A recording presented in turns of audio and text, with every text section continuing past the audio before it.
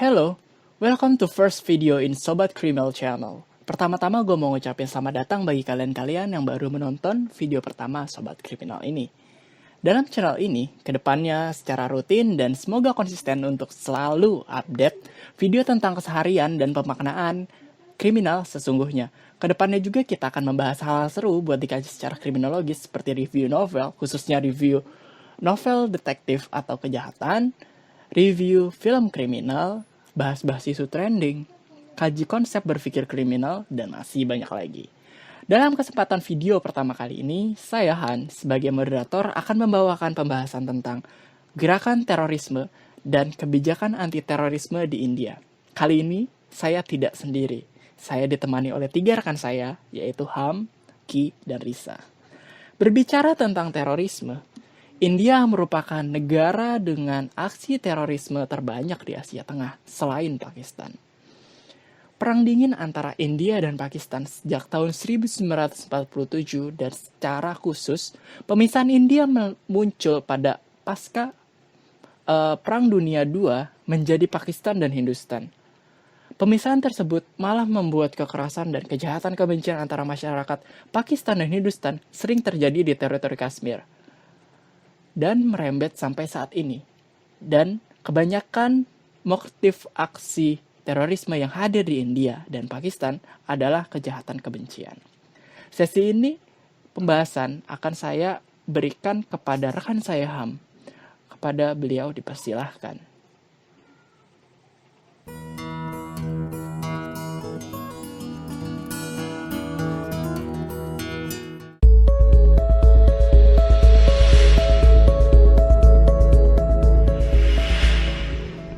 The Mumbai airport received a threat call on Monday night, following which security was stepped up. Around 11:30 p.m., an unknown person called a landline number of the airport and spoke to an airport staffer. He said he was near Andheri railway station when he heard 5 people talking about attack at Mumbai airport and Hotel Taj with explosive-laden 16 hired vehicles, said a CISF official. The call was declared as specific in nature and security outside airport terminals has been beefed up by the police and the CISF. Earlier in the day, airport sources said that the caller had in fact identified himself as Vishesh Kumar and had specified the time of the attack. 5 vehicles will be blown up between 9 a.m. and 10 a.m. on Tuesday near Domestic Terminal, International Terminal and the Taj Hotel. The impact might be bigger than the 26/11 terror strike, the caller said. Airport sources said that the call has been found to be a hoax and the police are in the process of tracing the caller.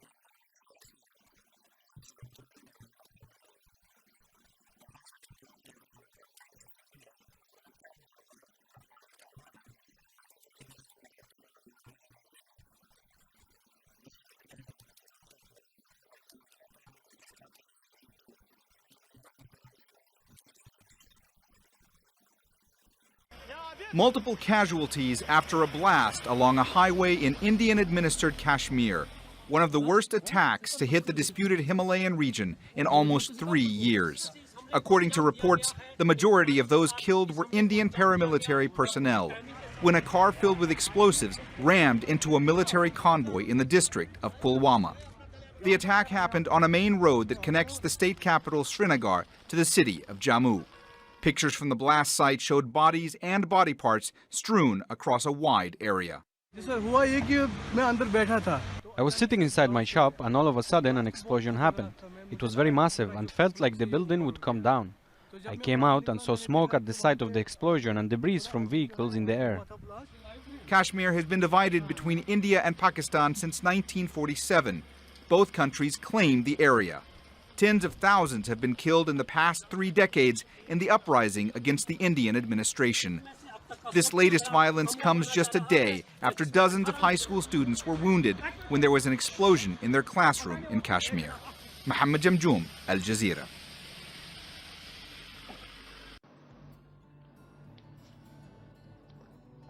Sebelumnya, terima kasih untuk Saudara Ham telah menjelaskan tentang fenomena terorisme yang terjadi di New Delhi pada tahun 2008.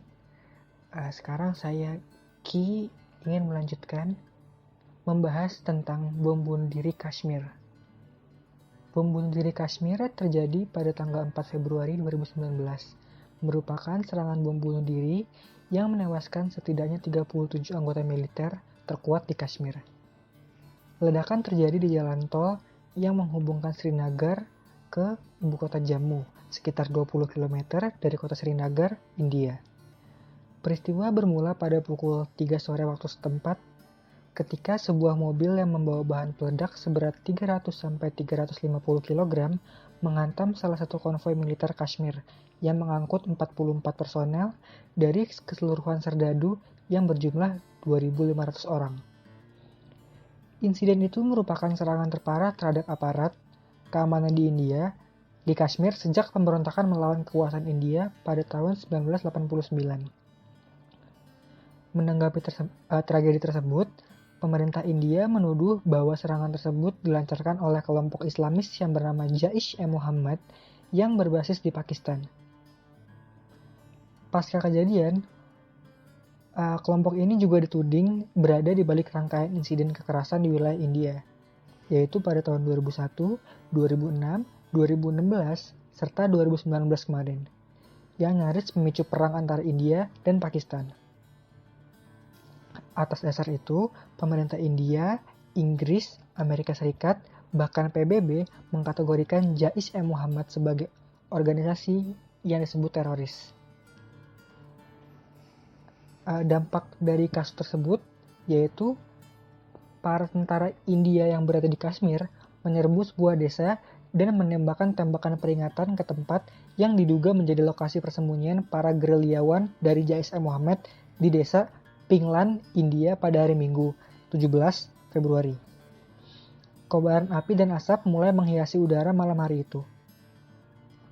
India pun menuduh Pakistan menyembunyikan kelompok militan Jaish-e-Mohammed atau biasa disebut JEM yang langsung dibantah oleh Pakistan. Akibat meningkatnya ketegangan, Islamabad memanggil utusan ke New Delhi untuk berkonsultasi. Sementara Perdana Menteri India yang bernama Narendra Modi menyerukan aksi internasional yang lebih besar untuk melawan terorisme. Serangan tersebut menyebabkan India bergolak dalam kemarahan. Ratusan demonstran turun ke jalan sepanjang akhir minggu lalu, ketika serangan Kashmir dilaporkan terjadi di beberapa kota. Toko-toko kecil pun tutup setelah seruan nasional meluas, meminta warga untuk waspada. Ribuan penduduk pun mengungsi ke daerah-daerah yang mayoritas Muslim, kala pemerintah menghadapi tekanan yang semakin besar karena pemilihan nasional yang semakin dekat. Saat ini pun, pada akhirnya New Delhi telah menarik kembali hak istimewa perdagangan Pakistan dan mengakhiri perlindungan polisi untuk 4 pemimpin separatis Kashmir. Beberapa pejabat negara pun menyerukan aksi militer terhadap Pakistan. Sekian dari saya Ki terkait penjelasan bom bunuh diri Kashmir. Dilanjutkan oleh saudara Risa. Sekian dan terima kasih.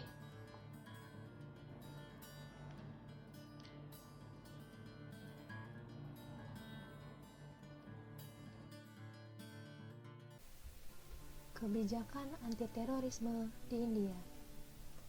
Saat terjadi peristiwa bom Delhi, banyak yang menilai India tidak mampu menangkal adanya serangan teror.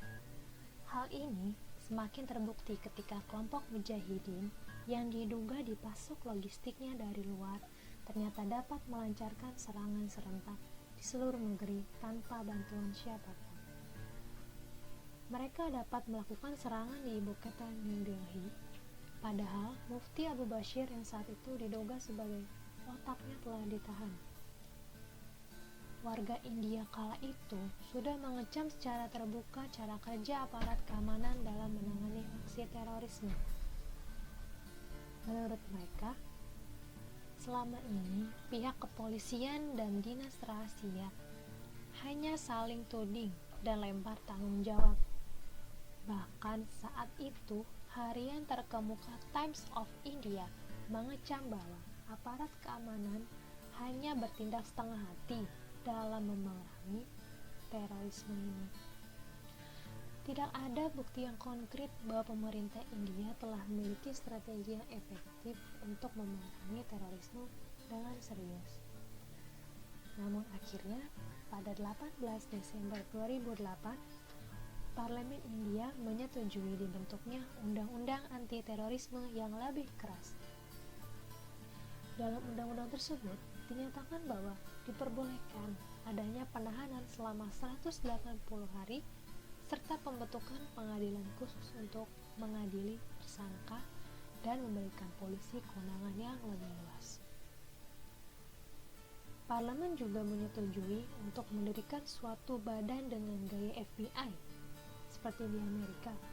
Menurut Mendagri India pada saat itu, Palaniappan Chidambaran mengatakan bahwa terbentuknya undang-undang tersebut merupakan salah satu dari sekian langkah untuk melawan gerakan terorisme.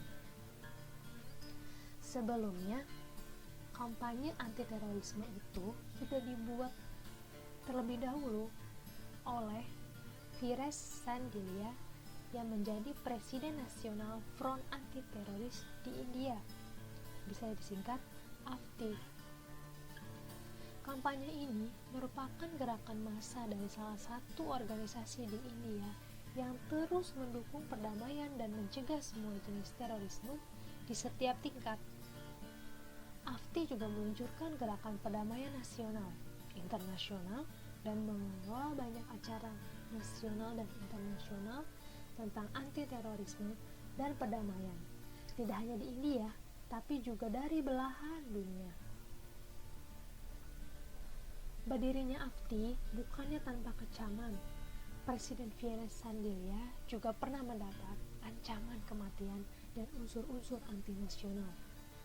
Ancaman tersebut dilaporkan berasal dari teroris-teroris di belahan dunia, salah satunya adalah Pakistan, Dubai, Arab Saudi, dan negara-negara berbasis Muslim.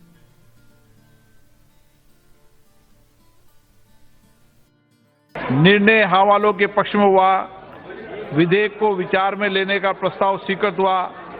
अब सभा विधेयक पर खंडवार विचार करेगी। प्रश्न ये कि खंड 2 विधेयक का अंग बने। जो सदस्य इसके पक्ष में हाँ कहें, जो सदस्य विरोध में ना कहें। मेरे विचार में निर्णय हाँ वालों के पक्ष में हुआ, हाँ वालों के पक्ष में हुआ, खंड 2 विधेयक का अंग बना। सोगत राय जी, संशोधन संख्या 15। असाउद्दीन ओवैसी जी, संशोधन संख्या 19 और 20। Sir, I'm moving, sir. This is, allow me to say one word, to uphold Article 50 and to appoint him. I'm moving, sir. I'm moving. Owaisi द्वारा प्रस्तुत संशोधन संख्या 1920 को स्वीकृत किया जाए। जो सदस्य इसके पक्ष में हाँ कहें, जो सदस्य विरोध में ना कहें। मेरे विचार में मान्य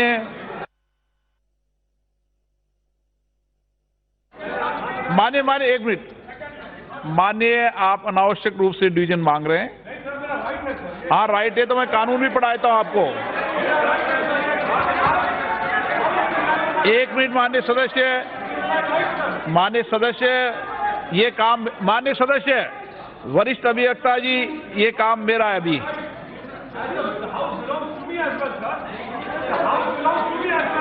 माननीय please sit down please sir. परंतु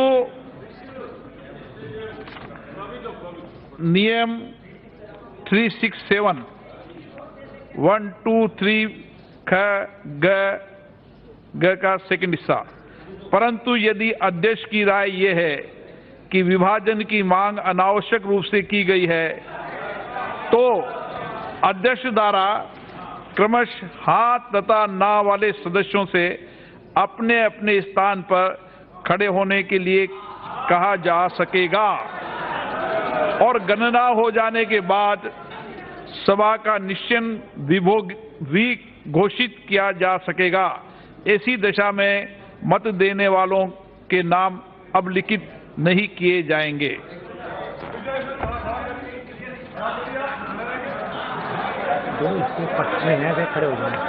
जो इसके लॉबी क्लियर है ना,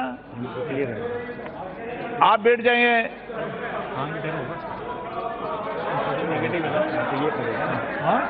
जो इसके हाँ के पक्ष में है वो खड़े हो जाए इधर। जो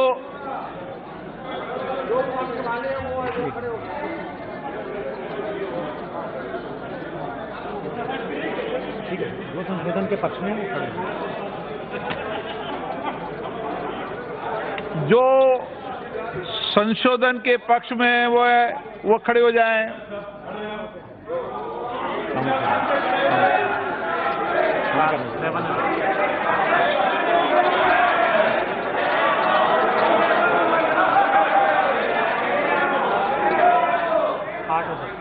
कितने? 8। जो विपक्ष में हो, जो संशोधन के विपक्ष में वो खड़े हो जाएं।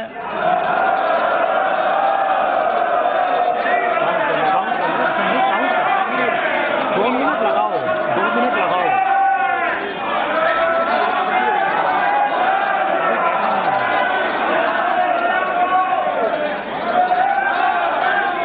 काउंट करता रहो, दिखाने को करता रहो, ऐसा नहीं कर सकते। Unlawful Activities Prevention Act there being put to vote in Lok Sabha. It has been passed in the lower house of the parliament. The real test is in the Rajya Sabha, where the numbers are a little dodgy for the government. The opposition will play a key role, and the opposition is not convinced with the amendments made in the bill. Neither are they convinced with the arguments put forth by the Home Minister himself in the Lok Sabha earlier today.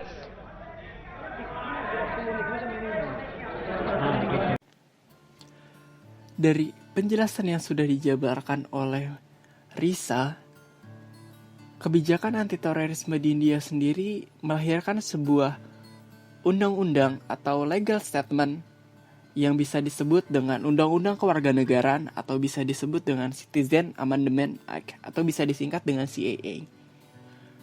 Bisa dibilang ini adalah bentuk legal statement anti-terorisme yang dikeluarkan oleh pemerintah India yang disinyalir merupakan bentuk konkret dari counter-terrorism.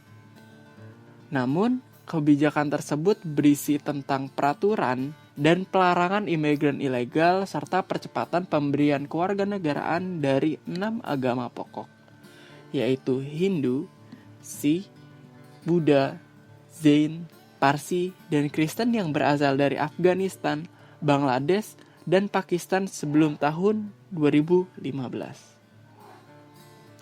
Kebijakan ini juga memarginalisasi agama Islam yang merupakan motif utama perang dingin antara Pakistan dan sekitarnya, yaitu Afghanistan dan Bangladesh, membuat diskriminasi terhadap umat Islam di India yang merupakan dasar dari perbentukan ideologi-ideologi radikal di India. Awalnya Undang-Undang Kewarganegaraan sendiri atau CAA bertujuan untuk mengamandemenkan CAA tahun 1955 pada Juli 2016. Namun, pada tahun 2019, CAA tahun 1955 diubah dan agama menjadi standarisasi dasar kewarganegaraan India. pada Desember 2019, Parlemen India mengesahkan CIA dan menimbulkan banyak protes skala besar yang meletus di India dengan melembagakan kekerasan terhadap para pemprotes. Pencepatan pengesahan CIA sendiri oleh Mahkamah Agung dikarenakan konflik kelompok Hindu dengan Islam memperebutkan suatu wilayah dan bangunan masjid abad ke-16. Walaupun pada akhirnya dihancurkan oleh para fanatik Hindu yang pada tahun tersebut untuk melakukan pembangunan kuil di sana. Lahirnya CIA sendiri dikhawatirkan memperparah konflik kebencian terhadap kaum muslim dan pengusiran bagi yang tidak memiliki dokumentasi kewarganegaraan yang memadai. Minoritas agama dan liberal semakin tidak nyaman dengan peraturan Perdana Menteri India yaitu Narendra Modi yang juga memimpin BJP atau bisa disebut dengan Partai Bharatiya Janata yang tampaknya lebih ditekankan sejak ia terpilih kembali pada bulan Mei 2019. CIA ditentang oleh partai politik muslim, pengacara, dan kelompok hak asasi manusia dengan alasan bahwa itu melanggar konstitusi sekuler. Atas protes tersebut pada 22 Januari mendatang, Mahkamah Agung akan mendengarkan dan melihat petisi terkait penentangan tersebut. Kebijakan anti-teror merupakan legal statement yang dianggap tidak efektif karena banyak aksi penolakan dan meningkatnya kejahatan kebencian yang terjadi di India. Bentrokan antara demonstran yang memprotes CIA memakan korban sekitar 25 orang, termasuk seorang polisi yang tewas di New Delhi, India. Antisipasi preventif kekerasan menurut Perdana Menteri India Narendra Modi malah memberikan solusi yang represif, yaitu mendorong penerapan jam malam militer dan diperbolehkannya untuk melakukan tindakan represif bagi demonstran yang melawan hukum. Ini merupakan suatu bentuk faktor pendukung sebuah tindakan radikal maupun ideologi radikal akan lebih masif terjadi di India.